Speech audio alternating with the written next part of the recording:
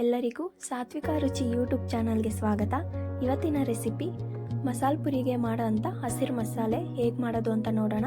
ಮೊದಲಿಗೆ 7 ರಿಂದ 8 ಗಂಟೆ ನೆನೆಸಿರೋಂಥ ಹಸಿರು ಬಟಾಣಿ, ಒಂದು ದೊಡ್ಡ ಆಲೂಗಡ್ಡೆ ಮತ್ತು ಸ್ವಲ್ಪ ಉಪ್ಪು ಹಾಕಿ 7 ರಿಂದ 8 ವಿಜಿಲ್ ಕೂಗಿಸ್ಕೋಬೇಕು. ವಿಡಿಯೋದಲ್ಲಿ ತೋರಿಸಿರೋ ಥರ ಬಟಾಣಿ ಮೆತ್ತಗೆ ಬೆಂದಿರಬೇಕು. ಈ ಥರ ಬೆಂದಿದ್ದರೆ ಗ್ರೇವಿ ಚೆನ್ನಾಗಿ ಥಿಕ್ನೆಸ್ ಬರುತ್ತೆ. ಈಗ ರುಬ್ಬೋದಕ್ಕೆ ಒಂದು ಮಸಾಲೆ ಮಾಡ್ಕೋಬೇಕು. ಹೇಗೆ ಮಾಡೋದು ಅಂತ ನೋಡೋಣ.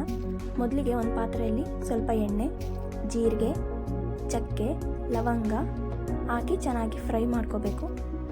ನಂತರ ಅದಕ್ಕೆ ಶುಂಠಿ, ಖಾರಕ್ಕೆ ತಕ್ಕಷ್ಟು ಹಸಿಮೆಣಸಿನ್ಕಾಯಿ, ಬೆಳ್ಳುಳ್ಳಿ ಮತ್ತು ಒಂದು ದೊಡ್ಡದಾಗಿ ಹಚ್ಚಿರೋಂಥ ಈರುಳ್ಳಿ, ಒಂದು ದೊಡ್ಡದಾಗಿ ಹಚ್ಚಿರೋಂಥ ಟೊಮೆಟೊ ಇಷ್ಟನ್ನು ಹಾಕಿ ಟೊಮೆಟೊ ಮೆತ್ತಗಾಗೋ ಅಷ್ಟು ಬೇಯಿಸ್ಕೋಬೇಕು. ಟೊಮೆಟೊ ಬೇಯುವಾಗ ಸ್ವಲ್ಪ ಉಪ್ಪು, ತುಂಬ ಬೇಡ, ಸ್ವಲ್ಪನೇ ಉಪ್ಪು ಹಾಕಿ ಚೆನ್ನಾಗಿ ಮಿಕ್ಸ್ ಮಾಡ್ಕೊಳ್ಳಿ. ಇದು ಚೆನ್ನಾಗಿ ಆರಬೇಕು. ಈಗ ಇದು ತಣ್ಣಗಾದ್ಮೇಲೆ ರುಬ್ಕೊಳ್ಳೋಣ.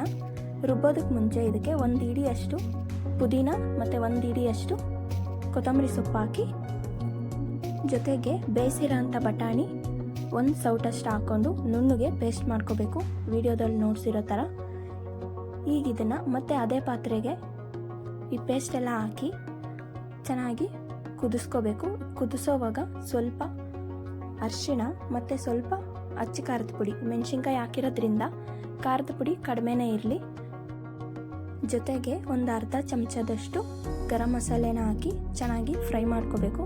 ಇದು ಸ್ವಲ್ಪ ಹಸಿ ವಾಸನೆ ಹೋಗಿದ್ದಾದಮೇಲೆ ಜಾರ್ ತೊಳೆದಿರೋಂಥ ನೀರು ಹಾಕಿ ಮತ್ತು ಬೇಯಿಸಿರೋಂಥ ಬಟಾಣಿ, ಆಲೂಗಡ್ಡೆನ ಅರ್ಧಂಬರ್ಧ ಮ್ಯಾಶ್ ಮಾಡಿ ಅದನ್ನು ಸೇರಿಸ್ಕೋಬೇಕು.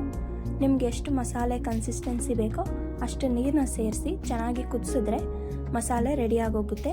ಕೊನೆಯಲ್ಲಿ ನೀವು ಒಂದ್ಸರಿ ರುಚಿ ನೋಡಿ, ರುಚಿಗೆ ತಕ್ಕಷ್ಟು ಉಪ್ಪು ಸೇರಿಸ್ಕೊಳ್ಳಿ. ಇಷ್ಟು ಮಾಡಿದ್ರೆ ಮಸಾಲೆ ರೆಡಿ ಆಗುತ್ತೆ. ಈಗ ಹೇಗೆ ಸರ್ವ್ ಮಾಡೋದು ಅಂತ ನೋಡೋಣ. ಮೊದಲಿಗೆ ಕ್ರಷ್ ಮಾಡಿರೋಂಥ ಪೂರಿ ಹಾಕ್ಕೊಂಡಿದ್ದೀನಿ. ಅದ್ರ ಮೇಲೆ ನಾವು ಮಾಡಿರೋಂಥ ಮಸಾಲೆ,